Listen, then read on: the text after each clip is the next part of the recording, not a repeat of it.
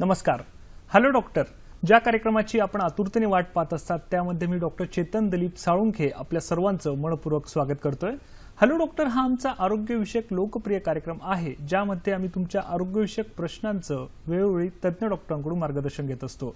आजचा कार्यक्रम हा आमचा प्रायोजित कार्यक्रम आहे. प्रेक्षको, मानवी शरीर ही लय या 3 अवस्थांमधून जात असते. त्यातही जन्म आणि मृत्यू या 2 टोकांमधील अंतर म्हणजे जीवन. मग या धावपळीच्या जीवनात या संपूर्ण शरीराचा डोलारा वाहून नेणारे आपले पाय किंवा गुडघे हे काही काळानंतर दुखण्यास सुरुवात होते व त्यावर कितीही उपचार केले तरी कुठलाही फरक पडत नाही. मग प्रश्न पडतो की या गुडघेदुखीचं नेमकं कारण काय, त्याची लक्षणे कुठली व त्यावर केल्या जाणाऱ्या अत्याधुनिक उपचारांचा यावर कसा फायदा होऊ शकतो, या विविध पैलूंवर चर्चा करण्यासाठी मार्गदर्शन करण्यासाठी आज आपल्याकडे आलेले आहेत सुप्रसिद्ध orthopaedic surgeon doctor Rakesh Patil sir. नमस्कार डॉक्टर. आजच्या हॅलो डॉक्टर कार्यक्रमात आपलं मनपूर्वक स्वागत. डॉक्टर राकेश पाटील हे महाराष्ट्राला परिचित असं व्यक्तिमत्व आहे. डॉक्टरांचे MBBS शिक्षण हे doctor DY Patil medical college Kolhapur येथून झालेलं आहे. त्यांचं पदव्युत्तर शिक्षण हे KM हॉस्पिटल पुणे येथून झालेलं आहे. भारतातील अनेक नामवंत हॉस्पिटल्समधून गुडघेदुखीवरील अत्याधुनिक तंत्रज्ञान त्यांनी आत्मसात केलेलं आहे. मागील 6 ते 7 वर्षापासून लोकमान्य हॉस्पिटल पुणे व कोल्हापूर येथे ते सेवा देत आहेत. उतार वयातील गुडघेदुखी हा त्यांचा आवडीचा विषय आहे. आज आपण त्यांच्याबरोबर गुडघ्यावरील अत्याधुनिक उपचार या विषयावर चर्चा करणार आहोतच, त्यांचं मार्गदर्शन घेणार आहोतच. त्याबरोबरने आपलाही सहभाग आजच्या कार्यक्रमात अपेक्षित आहे, आवश्यक आहे. आमच्याशी संपर्क साधण्यासाठी आणि तुमचे नेमके प्रश्न विचारण्यासाठी कृपया तुम्हाला लागतील आमचे दूरध्वनी क्रमांक. संपर्कासाठी आमचे दूरध्वनी क्रमांक आहेत 24908050 किंवा 24988050. मुंबई बाहेरील प्रेक्षकांनी 022 हा STD कोड डायल करायला विसरू नका. कार्यक्रम सुरू करण्यापूर्वी प्रेक्षकांसाठी आमच्या काही सूचना आहेत.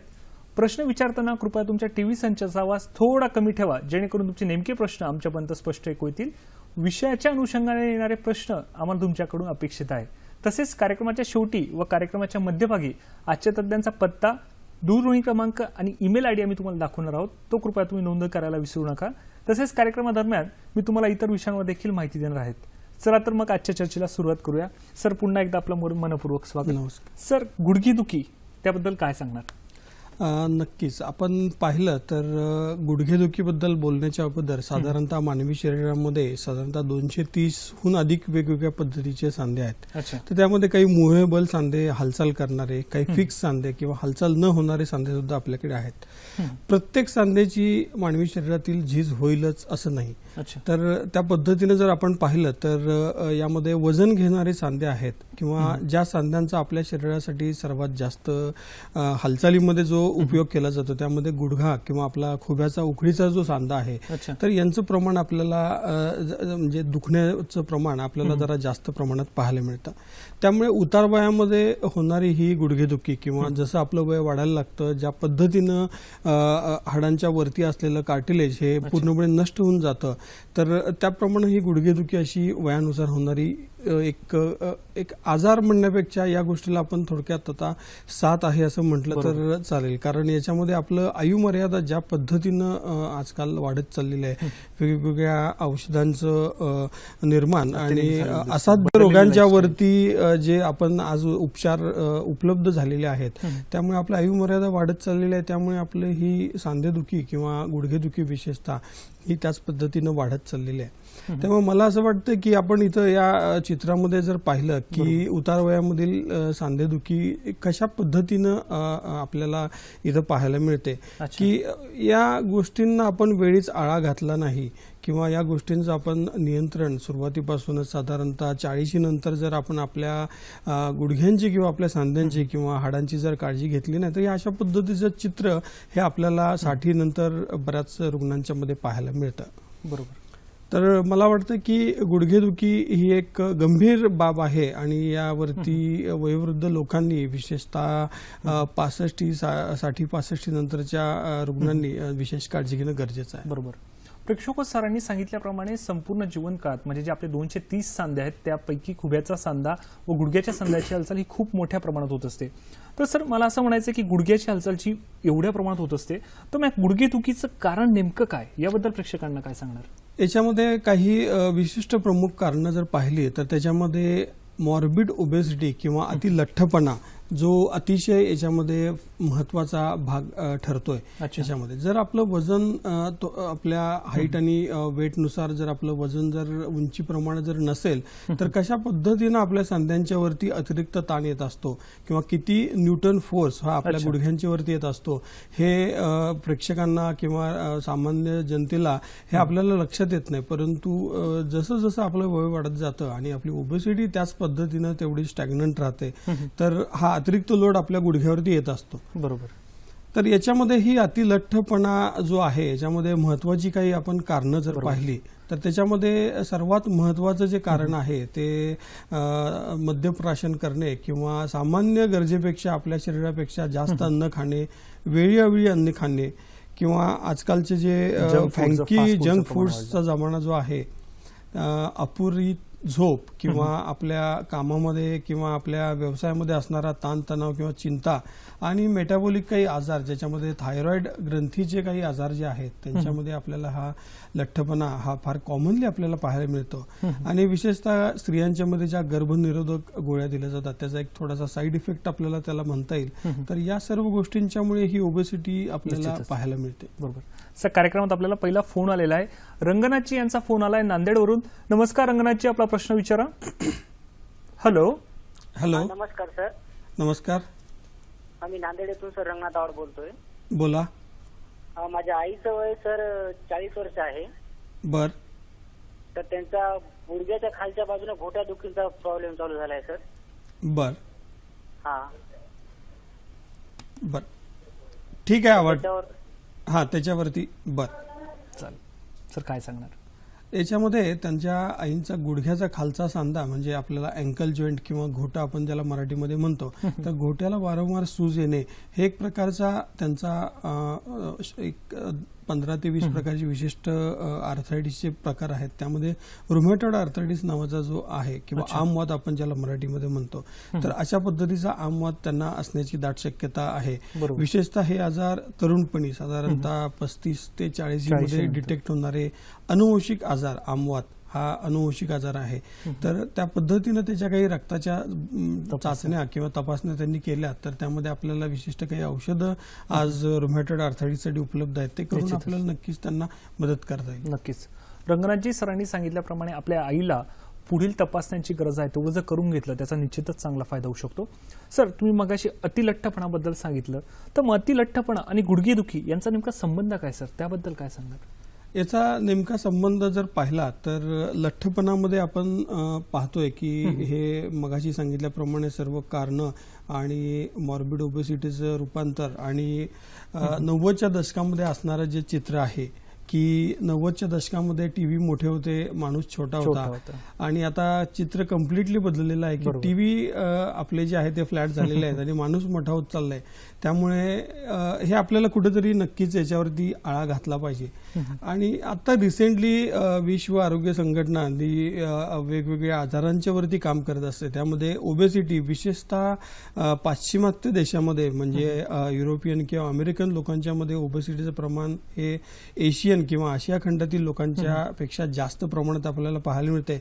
त्यामुळे जो रिसर्च केला गेलेला आहे त्यामध्ये पाहिलं तर साधारणतः 30% जगभरातील लोक या लठ्ठपणामुळे प्रभावित झालेले आपल्याला पाहायला मिळतात. आणि हे 30% लोक पूर्णतः साधारण त्यांच्या 40 नंतर पूर्णपणे या आर्थरायटिसने प्रभावित झालेले आहेत. त्यामुळे आर्थरायटिस आणि ओबेसिटी हे एक नातं हे किंवा हे जे दोन्ही आजार आहेत हे बरोबरीनं चाललंय असं म्हटलं तर चुकीचं यामध्ये ठरणार नाही. त्यामुळे याच्यावरती नक्कीच आळा घालणं फार गरजेचं आहे. सर, मग अतिलठ्ठपणा आणि ओबेसिटी याचा जो संबंध आहे, मग त्याची काही कारणे देखील असतील सर, त्याबद्दल काही थोडक्यात सांगते? नक्कीच. याच्यामध्ये आपण कारणं मगाशी पाहिली की वेगवेगळ्या पद्धतीचे जे थायरॉइड ग्रंथीचे आजार किंवा स्ट्रेस रिलेटेड किंवा अनुवंशिकता किंवा जंक फूड्स खाणे या महत्वाच्या कारणामध्ये आणि गर्भनिरोधक गोळ्या मगाशी मी सांगितल्याप्रमाणे त्या गर्भनिरोधक गोळ्या स्त्रिया घेत असतात तर त्याही काही प्रमाणात आपल्याला लठ्ठपणेला कारणीभूत ठरू शकतात. अच्छा. मग सर, हे जे लठ्ठपणा तुम्ही सांगितलं त्याचं नेमकं वर्गीकरण कसं केलं जाईल सर, त्याबद्दल काय सांगणार?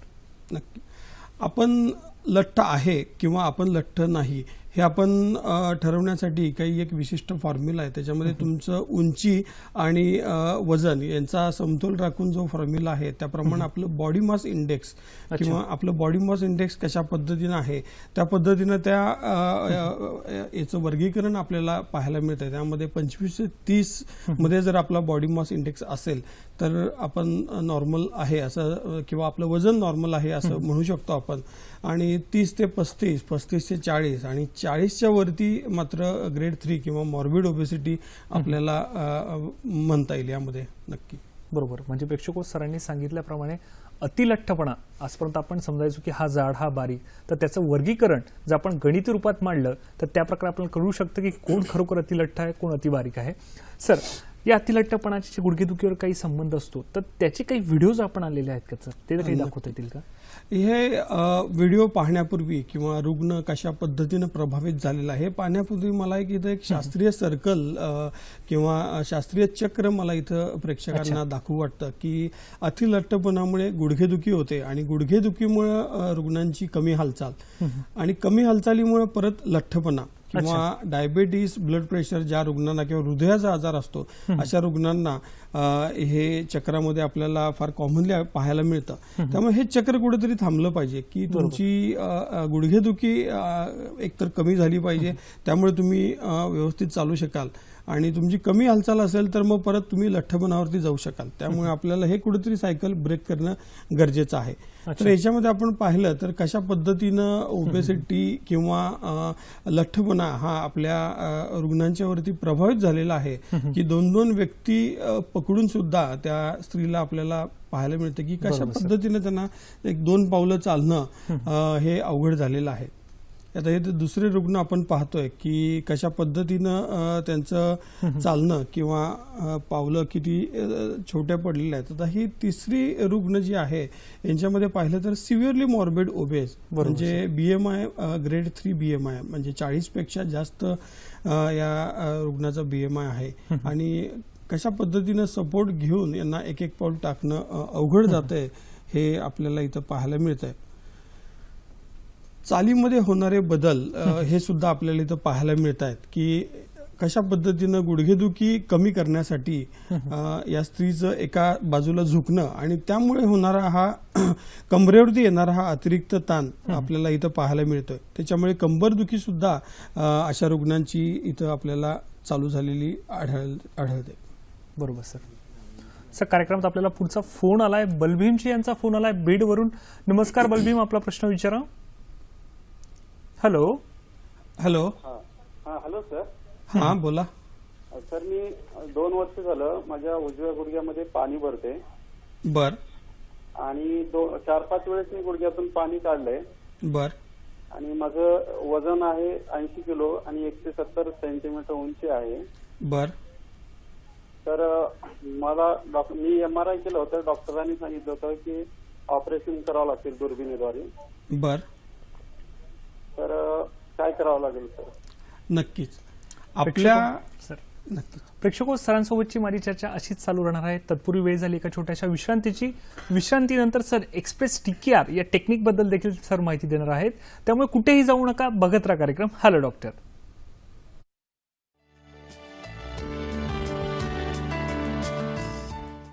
ब्रेक नंतर पुन्हा एकदा आमच्या सर्व प्रेक्षकांचं मनपूर्वक स्वागत आहे. आजचा विषय आहे गुडघ्यावरील अत्याधुनिक उपचार. सहभागी आहेत डॉक्टर राकेश पाटील. प्रेक्षको, मला माहिती आहे तुम्हाला देखील आजच्या तज्ञांना बरेच प्रश्न विचारायचे असतील. माझी देखील सरांसोबतची चर्चा अशीच चालू राहणार आहे. परंतु तुम्हाला माहिती आहे का 1 ऑक्टोबर हा वर्ल्ड व्हेजिटेरियन डे म्हणजे जागतिक शाकाहारी दिन म्हणून साजरा केला जातो. या दिवसाची सुरुवात ही 1977 साली नॉर्थ अमेरिकन व्हेजिटेरियन सोसायटीतर्फे करण्यात आली.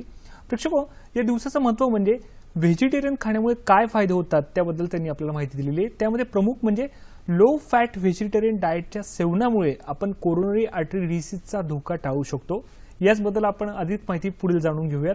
सर, कार्यक्रमाच्या पूर्वार्धात ब्रेकमध्ये जाण्यापूर्वी बलभीमजी यांचा प्रश्न आला होता की त्यांच्या उजव्या पायाच्या 2 वर्षापासून ऑपरेशन होत आहेत, पाणी काढलं गेलंय, 177 सेंटीमीटरची हाईट आहे, तर काय सांगणार सर त्याबद्दल? साधारणतः 170 सेंटीमीटर हाईट आणि 80 किलो वजन हा थोडासा माइल्ड मिसमॅच याच्यामध्ये म्हणता येईल त्यांना.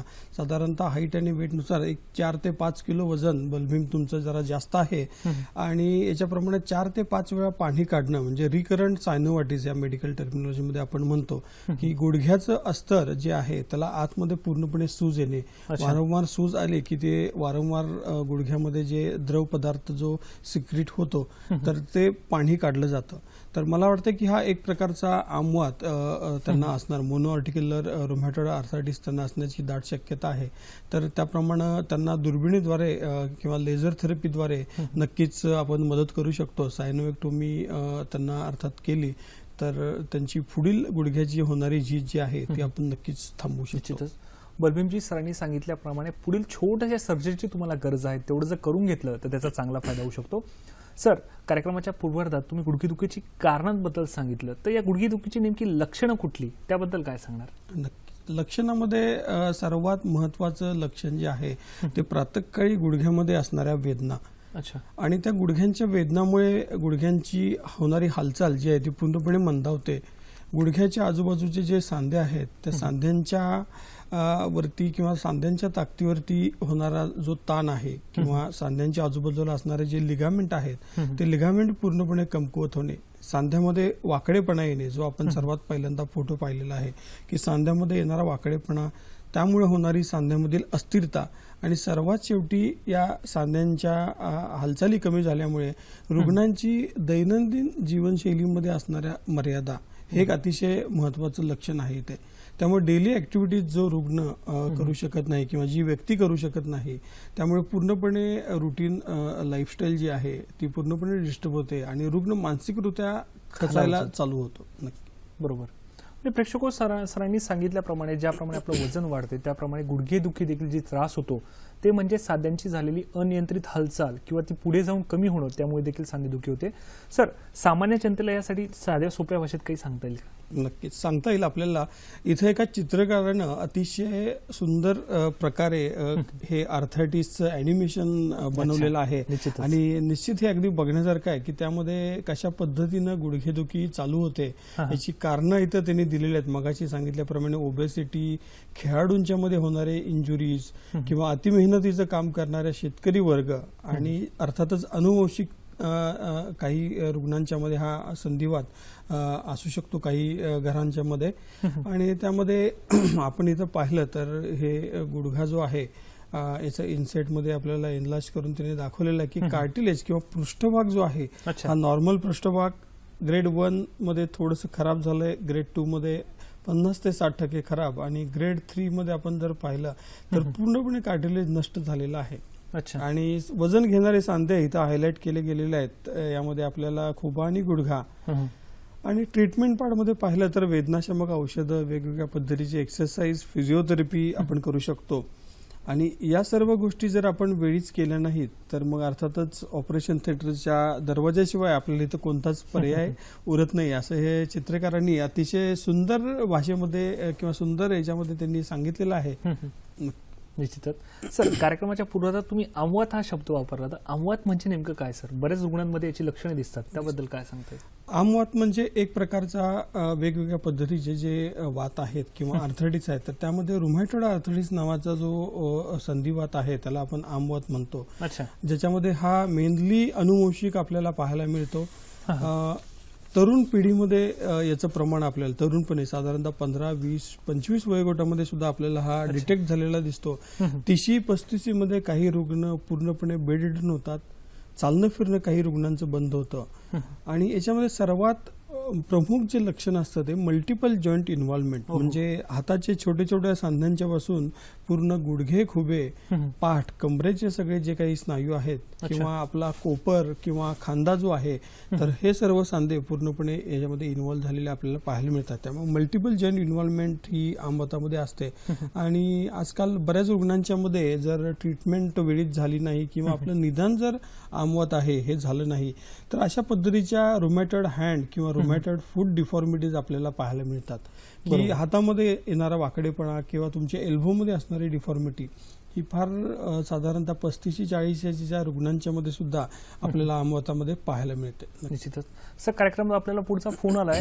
वसंतजी यांचा फोन आलाय बदलापूरवरून. नमस्कार वसंतजी, आपला प्रश्न विचारा. नमस्कार पाटील साहेब. नमस्कार.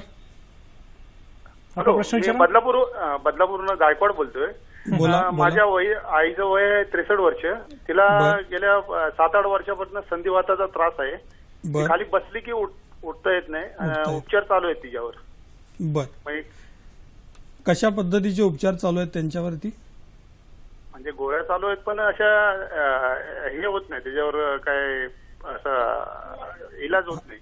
इलाज होत नाही म्हणजे दुखणं अजून त्यांचं पूर्णपणे थांबू शकत नाही. हा, बर बर, निश्चितच. ठीक आहे. मला वाटतं की तुम्ही मला असं वाटतं की गायकवाडांचे वय, आईचं वय जे आहे त्यांनी सांगितल्याप्रमाणे ते 63 वर्ष आहे. तर 63 वर्षीय वयामध्ये साधारणतः 55 नंतर, विशेषतः मासिक पाळी बंद झाल्यानंतर स्त्रियांच्या मध्ये व्हिटॅमिन डी मेटाबॉलिझम जे पूर्णपणे डिस्टर्ब झालेलं असतं, तर त्याच्यामुळे ऑस्टिओपोरोसिस किंवा हाडांची ठिसूळता ही चालू होते. आणि यामुळे होणारा हा गुडघ्यांच्या वरती जे कार्टिलेज आपण मगाशी पाहिलं ते खराब होणं, आणि संधिवाताला एक चालू झालेलं 7-8 वर्षांमध्ये पूर्णपणे हे कार्टिलेज नष्ट होऊन जातं. त्यामुळे उठलं की बसताना प्रचंड वेदना, आणि उभं राहिलं की आपल्याला बसणं खाली हे कठीण होऊन जातं. त्यामुळे त्यांना एक प्रकारचा तो वयानुसार होणारा हा आजार किंवा संधिवात आपल्याला म्हणता येईल. तर त्यासाठी त्यांना आपण काही पुढील भागात पाहू की कशा पद्धतीनं आपण या रुग्णांना आपण पेन रिलीफ किंवा जॉईंट रिप्लेसमेंट करून अशा रुग्णांना आपण नक्कीच बरं करू शकतो, 100% बरं करू शकतो. बरोबर. सर, माझा पुढचा प्रश्न आहे की गुडघेदुखीचं नेमकं निदान कसं करता येईल सर, त्याबद्दल काय सांगणार? निदान आत्ताच गायकवाडांचा जो फोन झाला तर त्याच्यामध्ये सर्वात प्रथमदर्शी त्यांनी जे काही करायला गरजेचं आहे, तर त्याच्यामध्ये त्यांनी एक्सरे करणं अतिशय महत्वाचं आहे. 90 ते 95% रुग्ण जे आहेत त्यांचं निदान हे साध्या अगदी कमी किमतीत तुमचं निदान होऊ शकतं. त्यामुळे प्रथमदर्शी एक्सरे करणं गरजेचं आहे. हार्डली 5 ते 10% रुग्णांना आपल्याला महागड्या चाचण्या किंवा सिटी स्कॅन किंवा MRI याची गरज लागू शकते. त्यामुळे एक्सरेमध्ये तुमचं निदान होऊन जातं. एक्सरेमध्ये आपल्याला 90% आपलं एक्झॅक्टली काय पद्धतीचा वात आहे किंवा कोणत्या पद्धतीचा आर्थरायटिस आहे हे आपल्याला कळून जातं. आणि जर गरज लागली तर तरुण पिढीमध्ये किंवा खेळाडू असेल तर यांच्यामध्ये लिगामेंट किंवा मिनिस्कल इंजुरी पाहण्यासाठी आपल्याला MRI करायला लागू शकतो. निश्चितच. सर, माझा पुढचा प्रश्न आहे की संधिवाताचे नेमके टप्पे कोणते? कारण की वसंत यांचा फोन आला, त्यापूर्वी आपल्याला एक फोन आला होता. तर संधिवात त्याचे टप्पे नेमके काय सांगता येतील? टप्प्यामध्ये जर पाहिलं तर आपण कोणत्या टप्प्यामध्ये आहे, तर हे आता सांगितल्याप्रमाणे एक्सरे जर आपण केले तर एक्सरे आणि दुर्बिणीद्वारे गुडघ्याचं घेतलेलं चित्र हे आपण खाली पाहतोय, आणि वरच्या स्लाइडमध्ये आपण पाहतोय की एक्सरे. तर डावीकडून आपण पाहिलं तर स्टेज 1, स्टेज 2, स्टेज 3 आणि स्टेज 4 अशा 4 टप्प्यामध्ये हे वर्गीकरण आपल्याला पाहायला मिळतं. तर त्याच्यामध्ये एक्स्ट्रीम लेफ्ट किंवा एकदम डाव्या बाजूला आपण पाहिलं तर कशा पद्धतीनं स्मूथ कार्टिलेज एक्सरेमध्ये गॅप मेंटेन झालेली दिसते, आणि एक्स्ट्रीम राईटला किंवा सर्वात उजवीकडे आपण जर पाहिलं तर 2 हाडांच्या मध्ये अंतर एक्सरेमध्ये कम्प्लिटली गेलेलं आहे. आणि खाली इन्साइडमध्ये जर पाहिलं तर पूर्णपणे कार्टिलेज उघडं पडलेलं आहे किंवा भेगा पडलेल्या आपल्याला कार्टिलेजला किंवा खड्डे पडलेले आपल्याला दिसत आहेत. डावा आणि उजवा कम्प्लीट तुम्ही जर कम्पेअर केला तर आपल्याला लक्षात येईल की कशा पद्धतीनं आपली स्टेज ही हळूहळू वाढताना दिसते. त्यामुळे हे प्रमुख 4 टप्पे आपले संधिवाताचे आहेत. बरोबर. सर, मग याच्यावर पुढे एक उपचार म्हणून प्राथमिक प्रतिबंधक उपाय देखील असू शकतो. तर नेमका प्राथमिक प्रतिबंधक उपाय तरी काय, त्यावर काय सांगता येईल? प्राथमिक उपचारामध्ये आपण सुरुवातीपासून सर्वात महत्वाचं जे आहे, जे कालांतराने वर्षानुवर्ष पिढ्यानपिढ्या चालत आलेलं आहे, की सर्व आपले वयस्कर किंवा आपले सिनियर्स लोक सांगत असतात की एक्सरसाइज करणं. एक्सरसाइज केल्याने आपले बरेचसे आजार, मग तो संधिवात असू दे, मग तो हृदयाचा आजार असू दे, मग तो डायबेटीस असू दे किंवा ब्लड प्रेशर असू दे, हे सर्व आजार कंट्रोल करता येतात. तर यामध्ये आपण आपलं साधारणतः 3 ते 4 मैल रोज चालणं, ब्रिस्क वॉकिंग, प्रत्येक रुग्णाला किंवा प्रत्येक व्यक्तीला पळणं जमेलच असं नाही, तर ब्रिस्क वॉकिंग करणं हे अतिशय महत्वाचं आहे. हे ब्रिस्क वॉकिंग केल्याने तुमचं साधारणतः वजन जे आहे ते पूर्णपणे 2 ते 3 महिन्यामध्ये न्यूट्रलला किंवा नॉर्मलला येऊ शकतं. आणि एनर्जी इंटेक आणि एनर्जी एक्सपेंडिचर म्हणजे आपण जेवढं खातो तेवढंच आपण एनर्जी किंवा कॅलरीज ज्या आहेत त्या बर्न करणं अतिशय गरजेचं आहे. तो निगेटिव्ह बॅलन्स जर झाला किंवा एनर्जी इंटेक जास्त आणि एक्सपेंडिचर कमी झालं तर मग आपल्याला ज्या एक्स्ट्रा कॅलरीज आहेत त्या शरीरामध्ये साठायला लागतात. आणि कालांतरानं आपलं जर हे एक्सरसाइजचं रुटीन बंद जर झालं तर मग मात्र परत हा प्लॅटूवरती जायला लागतो आणि आपलं वजन मग परत स्टॅग्नन्सी वाढायला लागते. मग वेगवेगळे आजार जे आहेत ते 40 मध्ये बऱ्याच रुग्णांना आजकाल या ब्लड प्रेशर आणि डायबिटीसनी आपल्याला पाहायला मिळतं की कशा पद्धतीने रुग्ण त्रस्त होऊन जातो. बरोबर. सर याच्यामध्ये काही वेळेस आपल्याला लेझर थेरपीचा उपयोग करता येईल का सर, किंवा तो कसा केला जाऊ शकतो त्याबद्दल काय सांगणार? याच्यामध्ये लेझर थेरपी जर पाहिली तर लेझर थेरपी ही साधारणतः मगाशी सांगितल्याप्रमाणे टप्पे आपण केलेत गुडघ्याचे. बरोबर. तर पहिल्या किंवा दुसऱ्या टप्प्यामध्ये आपली जर झीज असेल, मगाशी एक फोन आलेला त्याच्यामध्ये वारंवार गुडघ्यामध्ये होणारं पाणी, तर अशा रुग्णांना या लेझर थेरपीचा 100% फायदा होतो. परंतु जर वयवर्ष 55 किंवा 60 असेल आणि पूर्णपणे आपली 2 हाडं एकमेकांना घासत असतील तर मात्र मग या लेझर थेरपीचा अशा रुग्णांच्या मध्ये फायदा होत नाही. परंतु पहिल्या आणि दुसऱ्या टप्प्यामध्ये नक्कीच 100% याचा फायदा होतो आणि अतिशय कोणत्या पद्धतीची चिरफाड न करता ही लेझर थेरपी आपल्याला करता येते. आता पुढच्या याच्यामध्ये पाहिलं तर तरुण रुग्णांच्या मध्ये मिनिस्कस टियर किंवा गुडघ्याची कुर्च्या किंवा गुडघ्याची गादी फाटलेली आपल्याला इथं पाहायला मिळते. तर कशा पद्धतीनं आपण लेझर थेरपीने जो फाटलेला भाग आहे तो व्यवस्थितरित्या स्मूथ केलेला इथं या जर्मन तंत्रज्ञानाने आपण इथं पाहायला मिळतं. तर हे आणि ह्या अशा रुग्णांना आपण त्याच दिवशी संध्याकाळी उभं करून घरी डिस्चार्ज करू शकतो. कोणत्याही पद्धतीचं हॉस्पिटलायझेशन अशा रुग्णांना विशेषतः लागत नाही. त्यामुळं हे एक लेझर थेरपी मागच्या 10 वर्षामध्ये ऑर्थोपेडिकमध्ये एक विशेष वरदान ठरलेलं आहे. याच्यामध्ये गुडघ्याबरोबरच रुग्णांना काही खांद्याचे आजार असतील तर अशा रुग्णांना खांद्यामध्ये किंवा आपला खांद्यांचा हालचाल जी आहे जर मंदावली असेल तर अशा रुग्णांना याचा नक्कीच फायदा होतो. निश्चितच. सर, कार्यक्रम आपल्याला पुढचा फोन आलाय. रवींद्र कुडाळकरजी यांचा फोन आलाय पुण्यावरून. नमस्कार रवींद्रजी, आपला प्रश्न विचारा.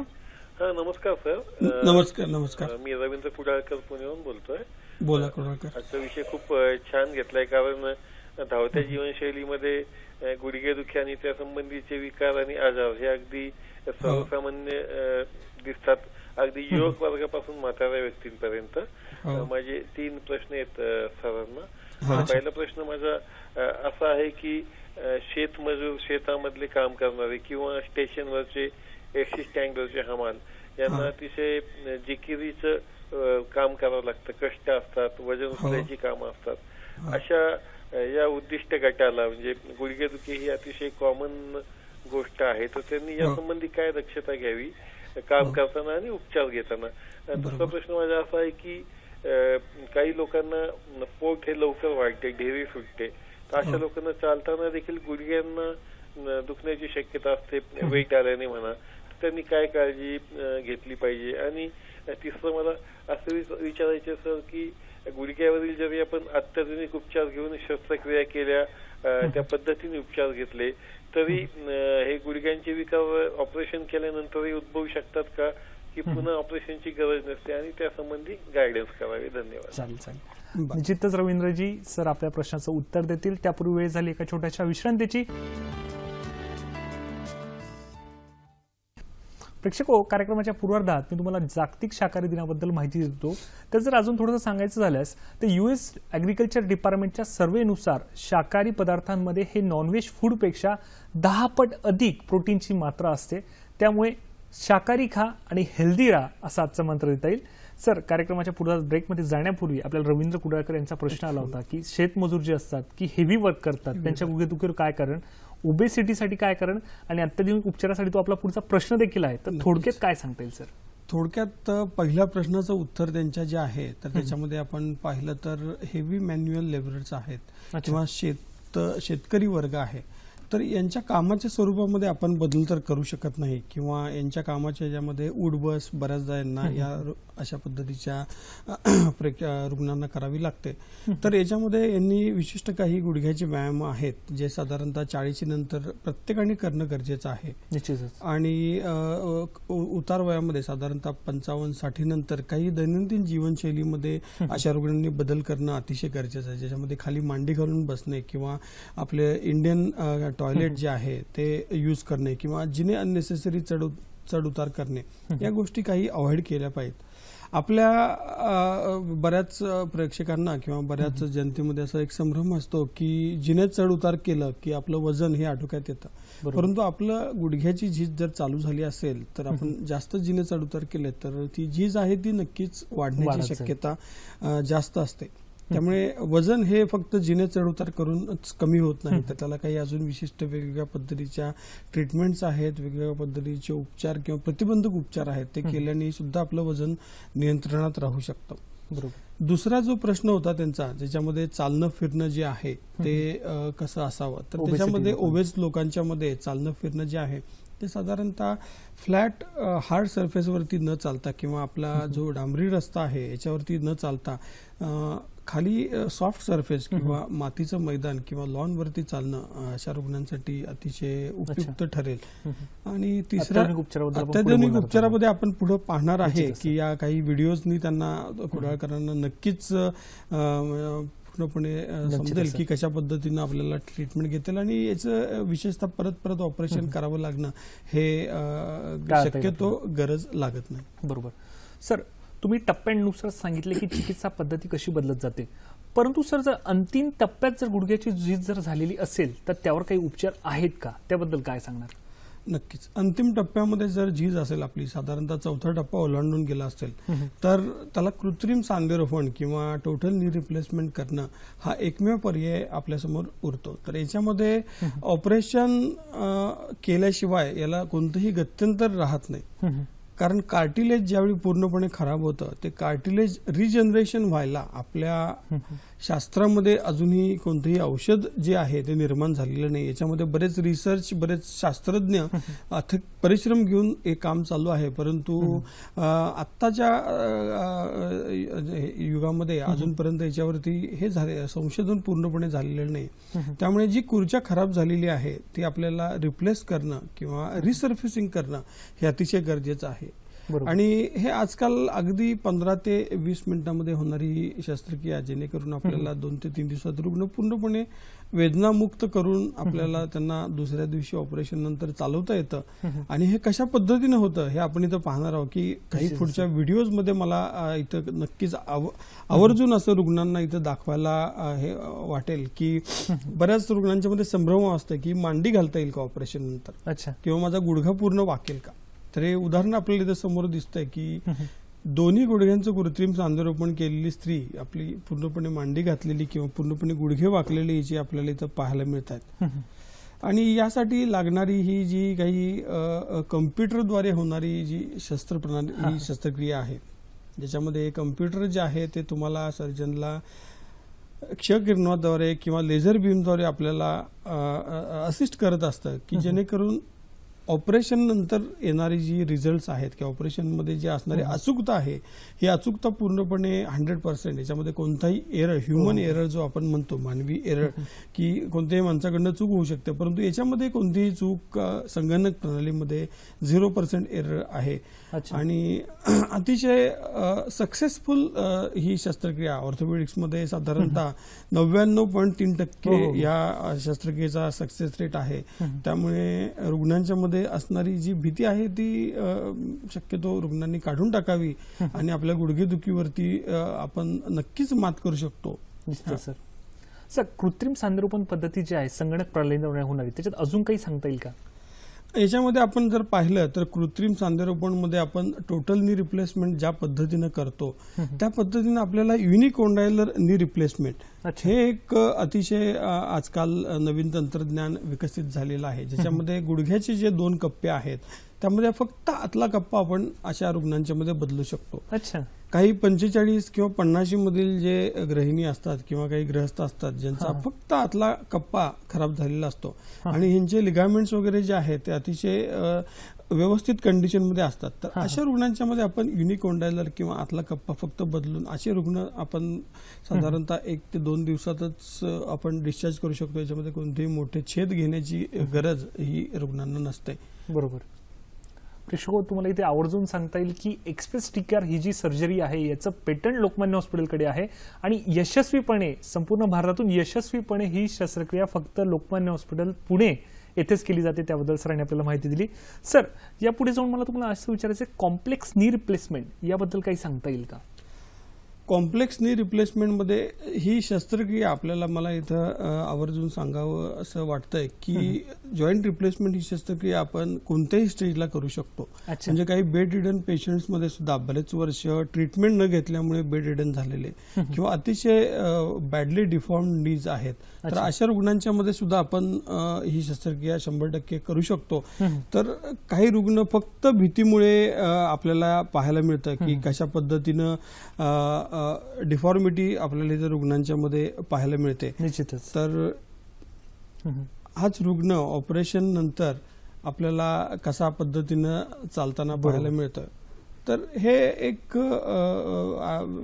चमत्कार म्हणायला हरकत नाही. जॉईंट रिप्लेसमेंट ही एक रिवॉर्डिंग सर्जरी किंवा रिवॉर्डिंग ऑपरेशन आहे. त्याच पद्धतीनं ही दुसरी स्त्री गृहिणी साधारणतः गुडघ्यामध्ये असणारी अस्थिरता ही आपल्याला इथं पाहायला मिळते की कशा पद्धतीनं पूर्णपणे गुडघ्याला आलेला बाक आणि त्याच गृहिणीचं आपण साधारणतः 1 महिन्याभरातलं व्हिडिओ पाहतो येतं की कशा पद्धतीनं त्या व्यवस्थितरित्या चालतायत. पुढचा रुग्ण आहे की ऑपरेशनला घाबरल्यामुळे आणि वेळीच उपचार न घेतल्यामुळे एक पाऊल चालणं या स्त्रीला आपल्याला पाहायला मिळतंय. परंतु दोन्ही गुडघ्यांचं कृत्रिम सांधेरोपण केल्यानंतर कशा पद्धतीनं ही स्त्री चालताना इथं आपल्याला दिसते. बरोबर सर. निश्चितच सर, ही वैद्यकीय शाखेतील एक मोठी प्रगतीच म्हणावी लागेल. नक्कीच नक्कीच. अजून काही रुग्ण आपण जर पाहिले तर इथं आपल्याला अंदाज येईल की मगाशी आपण म्हटल्याप्रमाणे ओबेसिटी एक अतिशय महत्वाचं आर्थरायटिसचं कारण आहे. तर याच्यामध्ये तरुण पिढीमध्ये असणारी ओबेसिटी आणि त्याच्यामुळे आणि त्यामुळे येणारं गुडघ्यांच्या वरती येणारा ताण हे आपल्या चेहऱ्यावरती रुग्णांचे दिसते. आणि परंतु ऑपरेशन नंतर तेच रुग्ण कशा पद्धतीने किती व्यवस्थितरित्या वेदनारहित चालताना आपल्याला इथं दिसतात. आणि या सर्व गोष्टींनी किंवा कॉम्प्लेक्स टीकेआर बद्दल आपण बोलत होतो की जर उपचार वेळीच नाही घेतले तर कशा पद्धतीनं व्यंगत्व किंवा वाकडेपणा आपल्या शरीरामध्ये येतो तो इथं पाहायला मिळतं की एका बाजूला पूर्णपणे धनुष्यबाण झालेला आहे गुडघ्याचा आणि दुसऱ्या बाजूला तो पाय दुसरा बाहेरच्या बाजूला गेलेला आहे. अच्छा. तर ह्या अशा रुग्णांच्या मध्ये सुद्धा काही विशिष्ट पद्धतीचे जॉईंट रिप्लेसमेंट किंवा इम्प्लांट्स हे आपल्याला लावायला लागतात आणि हेच रुग्ण नंतर मांडी घालून बसणे किंवा पूर्णपणे पाय दुमडणे हे अशा रुग्णांच्या मध्ये नक्कीच शक्य होऊ शकतं. बरोबर सर. निश्चितच एक्सप्रेस टीकेआर आणि त्यामध्ये असलेलं आपलं प्रभुत्व यामुळे किती सुंदर रिझल्ट बघू शकतं त्याच्याबद्दल आपल्याला माहिती दिली. सर, कृत्रिम सांधेरोपणाबद्दल अजून थोडं काही सांगता येईल का सर? कृत्रिम सांधेरोपणाबद्दल आपण पाहिलं तर पेशंट मॅच टेक्नॉलॉजी एक अजून नवीन कन्सेप्ट आहे. याच्यामध्ये पेशंटचा आपला आशिया खंड आहे याच्यामध्ये रुग्णांची जी रचना आहे गुडघ्यांची ती वेस्टर्न रुग्णांच्या पेक्षा पूर्णपणे डिफरंट आहे किंवा पूर्णपणे वेगळी आहे. तर त्याच्यामध्ये आपण प्रत्येक रुग्णांच्या गुडघ्याची साईज जी आहे ती वेगवेगळ्या पद्धतीची असते. तर अशा रुग्णांच्या मध्ये आपण स्पेसिफिकली त्या रुग्णांसाठी काही विशिष्ट पद्धतीचे इम्प्लांट जे आहेत ते आपण आपल्या गुडघ्याचा स्कॅन करून आपण बनवून घेऊ शकतो, ज्याच्यामुळे एक्झॅक्ट ॲक्युरेट साईज जी आहे ती आपल्या रुग्णांना आपल्याला नक्कीच लावता येते. तर याच्यामध्ये हे पेशंट मॅच टेक्नॉलॉजी हे एक नवीन तंत्रज्ञान उपलब्ध आहे. सर, मला पुढे जाऊन असं विचारायचं की संगणकाद्वारे ज्या शस्त्रक्रिया केल्या जात असतात किंवा तुम्ही म्हटलं की टाइम याच्यात खूप कमी लागतो, तो साधारणतः किती टाइम लागत असतो सर त्यामध्ये, काय सांगणार? साधारणतः 90% रुग्णांचं दोन्ही गुडघ्यांचं म्हणजे बायलॅटरल टोटल नी रिप्लेसमेंट किंवा दोन्ही गुडघ्यांचं कृत्रिम सांधेरोपण हे एकाच दिवशी एकाच भुलेखाली करता येतं. तर अशा रुग्णांना आम्ही साधारणतः 45 ते 50 मिनिटांमध्ये दोन्ही गुडघ्यांचं कृत्रिम सांधेरोपण होतं आणि साधारणतः एक 2 ते 3 तासामध्ये गुडघ्यांच्या हालचाली चालू होणं त्याच दिवशी. फिजिओथेरपी जी काही आहे रिहॅबिलिटेशन प्रोटोकॉल्सनुसार लोकमान्य हॉस्पिटलनी जे तंत्रज्ञान विकसित केलेलं आहे ज्याच्यामध्ये एक्सप्रेस नी जॉईंट रिप्लेसमेंट आहे त्यामध्ये आपण रुग्ण 3.5 ते 4 दिवसामध्ये पूर्णपणे ॲम्ब्युलेट पूर्णपणे स्वतंत्र चालणं फिरणं आणि स्वतंत्र स्वतःच्या ऍक्टिव्हिटी या सर्व करू शकतो आणि तेही वेदना विरहित. निश्चितच सर कार्यक्रमात आपल्याला पुढचा फोन आलाय. काकासाहेब यांचा फोन आलाय अहमदनगरवरून. नमस्कार काकासाहेब, आपला प्रश्न विचारा. हॅलो सर, नमस्कार. नमस्कार. काकासाहेब कदम बोलतोय. बोला कदम. अहमदनगरवरून. हो सर, माझ्या गुडघ्याचं ऑपरेशन झालेलं आहे लिगामेंटच्या. तर पायाला थोडा विकनेस जाणवतो आता सध्या आणि या ऑपरेशनचा भविष्यात काही त्रास होणार नाही का हे विचारायचं होतं मला. बर चालेल काकासाहेब निश्चितच सर या प्रश्नाचं उत्तर देतील. प्रेक्षको, माझी सरांसोबतची चर्चा अशीच चालू राहणार आहे. तत्पूर्वी वेळ झाली काही छोट्याशा विश्रांतीची. विश्रांतीनंतर सुद्धा सर एक्सप्रेस टिकेअर बद्दल अशीच माहिती देणार आहेत. त्यामुळे कुठेही जाऊ नका, बघत राहा कार्यक्रम हॅलो डॉक्टर.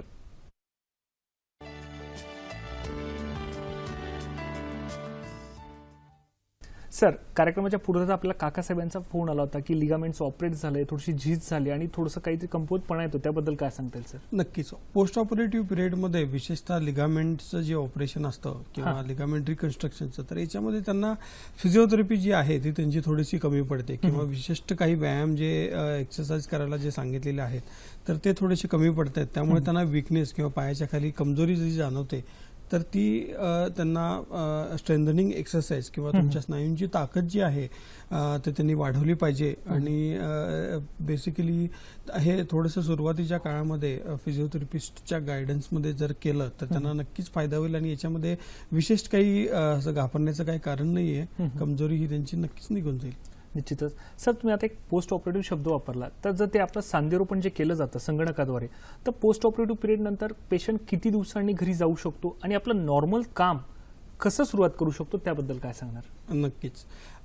लोकमान्यने जे एक्सप्रेस जॉईंट रिप्लेसमेंट जे विकसित केलेलं आहे जे तर याच्यामध्ये आपण 4.5 ते मॅक्झिमम 5 दिवसामध्ये दोन्ही गुडघ्यांचं कृत्रिम सांधेरोपण करून आपण रुग्णांना डिस्चार्ज करतो. साधारणतः 10व्या ते 12व्या दिवशी आपण रुग्णांचे सुचर्स किंवा टाके काढतो आणि हे रुग्ण साधारणतः 1-2 आठवड्यामध्ये इंडिपेंडंट विदाऊट वॉकर किंवा कोणत्याही पद्धतीचा सपोर्ट न घेता इन केस अतिशय ओल्ड असतील किंवा 65-70 नंतर जे ग्रहस्थ असतील तर अशा रुग्णांच्या मध्ये काठीचा वापर काही दिवस आपण रुग्णांना ऍडव्हाइस करतो. तर आपलं रुटीन दैनंदिन काम हे आहे साधारणतः 10व्या ते 12व्या दिवशी हे रुग्ण नक्कीच करू शकतात. बरोबर. आणि सर त्याही पुढे जाऊन मला असं विचारायचं की जे लोकमान्यमध्ये ऍडव्हान्स फिजिओथेरपी टेक्नॉलॉजी आहे त्याबद्दल काय सांगता येईल सर? याच्यामध्ये आज जे फिजिओथेरपी ला जे लागणारी उपकरणं आहेत त्याच्यामध्ये ऑपरेशनचा भाग सोडला तर साधारणतः मेन जे लागतं अशा रुग्णांना ऑपरेशन नंतर ते आहे फिजिओथेरपी एक्सरसाइज, फिजिओथेरपिस्टचा गायडन्स. तर याच्यामध्ये असणारी अत्याधुनिक जी सामग्री किंवा मशिनरी जी आहे त्यामध्ये बऱ्याच प्रकारचे थेरपीज आहेत किंवा वेदना कमी करण्यासाठी ऑपरेशन नंतर कशा पद्धतीने गुडघ्यांची हालचाल किंवा स्ट्रेंथनिंग एक्सरसाइज करण्यासाठी तर ही सर्व गोष्टी लोकमान्यमध्ये आज उपलब्ध आहेत जेणेकरून बऱ्याच रुग्णांना जॉईंट रिप्लेसमेंट जे झालेलं आहे अशा बऱ्याच रुग्णांना याचा फायदा झालेला आहे. याच्यामध्ये मणक्याचे जे काही दुखणी आहेत ती सुद्धा या फिजिओथेरपीने आपल्याला नक्कीच कमी करता येतात. म्हणजे असं म्हणू शकतो सर आपण की एका छताखाली ऑर्थोपेडिकचे सगळे उपचार इझिली अवेलेबल आहेत. सर माझा पुढचा प्रश्न की खुब्याच्या सांध्या खड्या होण्याची जी प्रमुख कारणं आहेत ती कारणांबद्दल काय सांगता येईल सर? नक्की. ज्याप्रमाणे आपण गुडघेदुखी बघतो किंवा गुडघ्याची झीज ज्या पद्धतीने वयानुसार होत असते तितक्याच सहजतेनं किंवा तितक्याच इझिली किंवा तितक्याच कॉमनली आपल्याला खुब्याचं जे प्रमाण आहे झीजेचं ते आपल्या भारतामध्ये किंवा आशिया खंडामध्ये आपल्याला पाहायला मिळत नाही. तर याच्यामध्ये त्याचं मेन जे कारण आहे खुब्याचा बॉल जो खराब होतो तर त्याच्यामध्ये जो त्याचा रक्तपुरवठा जो आहे तो कोणत्याही कारणाने जर रक्तपुरवठा आपला इथं पाहिला तर कशा पद्धतीनं रक्तपुरवठा मंदावतो आणि तो बॉल जो आहे तो कशा पद्धतीनं खराब होतो हे आपल्याला इथं पाहायला मिळते. याच्या कारणांच्या मध्ये आपण जर पाहिलं, खोब्याचा सांधा जो खराब होतो, आपण इथं पाहिलं बॉल खराब झालेला आहे आणि बॉल खराब झाल्यामुळे रक्तपुरवठा कमी झाल्यामुळे पूर्णपणे हाड जे आहे ते नष्ट झालेलं आहे किंवा त्याच्यामध्ये कोणत्याही पद्धतीचं सेल्स किंवा लाईव्ह सेल्स राहिलेले नाहीयेत. तर याचं मेन कारण जे आहे त्याच्यामध्ये 85% शास्त्रामध्ये अजून कारण जे आहे ते कळलेलं नाहीये किंवा अजून उमजलेलं नाहीये आणि 15% रुग्णांच्या मध्ये अतिमध्य प्रदेश किंवा स्टिरॉइडचं कोणत्याही कारणासाठी घेतलं गेलेलं अति सेवन, स्मोकिंग हॅबिट्स किंवा अति प्रमाणात तंबाखूचं सेवन, तर या सर्व गोष्टींच्यामुळे खोबा हा खराब होऊ शकतो. सर, कार्यक्रम आपल्याला पुढचा फोन आला, विजय यांचा फोन आला नाशिकवरून. नमस्कार, आपला प्रश्न विचारा. Hello doctor. हॅलो, नमस्कार. नमस्कार, मी विजय आंगे बोलतोय नाशिकवरून. बोला. पायाचा गुडघा आहे ना 3 वर्षापासून दुखत होता. बर. हॅलो. हा, प्रश्न विचारा. बोला बोला. हो, तर मला डॉक्टर MRI काढला, त्याच्यामध्ये ना गुडघा फाटलेला सांगितलंय मला. बर. आपलं वय काय? माझं 33 वय. अच्छा, ठीक आहे. आणि ऑपरेशन सांगितलंय मला तुर्बिनीनं. बर बर. सर काय सांगणार? MRI केलेला आहे, वय वर्ष 33 आहे. मग अशी एक व्हिडिओ मी दाखवला, त्याच्यामध्ये गादी जी फाटली जाते, मिनिस्कल टियर आपण त्याला म्हणतो, अतिशय कॉमन इंजुरी आहे. तर याच्यामध्ये दुर्बिणीद्वारे आपण किंवा लेझर थेरपीद्वारे अशा रुग्णांना मदत करू शकतो. आणि आजकाल मिनिस्कल रिपेअर सुद्धा आपण करतो की दुर्बिणीद्वारे मिनिस्कल रिपेअर म्हणजे पूर्णपणे तुमचं मिनिस्कस, पूर्वी साधारणतः एक 15 ते 20 वर्षापूर्वी पूर्ण मिनिस्केक्टोमी किंवा पूर्ण मिनिस्कस काढावं लागायचं, परंतु आजकाल त्या मिनिस्कसला वेगळ्या पद्धतीचे सुचर्स किंवा टाके घेऊन आपण हे मिनिस्कस रिपेअर करू शकतो. आणि पूर्णपणे गुडघा वेदनामुळे होऊन जातो आणि पुढची जी झीज आहे, मिनिस्कल टियरमुळे असणारी पुढची झीज आहे ती पूर्णपणे थांबून जाते. निश्चितच. प्रेक्षक, कार्यक्रम असाच चालू राहणार आहे. तत्पूर्वी आता वेळ झाली आजच्या आरोग्य सल्ल्याची. बघूयात आजचा आरोग्य सल्ला काय ते. आजचा आरोग्य सल्ला आहे, शाकाहारी खाद्यपदार्थांमध्ये विटॅमिन्स, प्रोटीन, अमिनो ऍसिड्स प्रचूर मात्रेत असतात. हिरवे पालेभाज्यांमध्ये आयर्न मुख्य घटक व अधिक प्रमाणात असल्यामुळे ॲनिमिया सारखे व्याधी आपण टाळू शकतो. तसेच फायबर देखील प्रचूर मात्रेत असल्यामुळे हार्ट डिसीज, ओबेसिटी आणि टाईप 2 डायबिटीजचा धोका टळतो. प्रेक्षको, आजचा कार्यक्रम तुम्हाला कसा वाटला हे देखील आम्हाला जाणून घ्यायची इच्छा आहे. तसेच ज्या डॉक्टरांना आमच्या हॅलो डॉक्टर कार्यक्रमात प्रायोजित कार्यक्रम करून घ्यायचा असेल तर कृपया आमचा पत्ता नोंदवून घ्यावा. संपर्कासाठी आमचा पत्ता आहे निर्माती हॅलो डॉक्टर, दूरदर्शन केंद्र, वरळी, मुंबई 400030.